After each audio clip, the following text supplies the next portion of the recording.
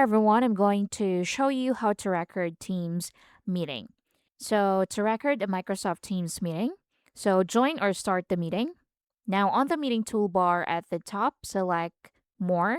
So in here, if you find record and transcribe, click on that, then click start recording. If you can't find it, you can also click record right here.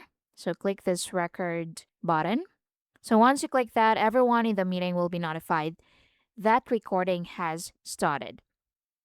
And when you're finished, click more, then go to record and transcribe, then stop recording. So the recording is processed and saved automatically. Also, take note that you can only record on Teams if your plan is paid. So upgrade it to use record in meetings. So after the meeting, the recording appears in the meeting chat and details.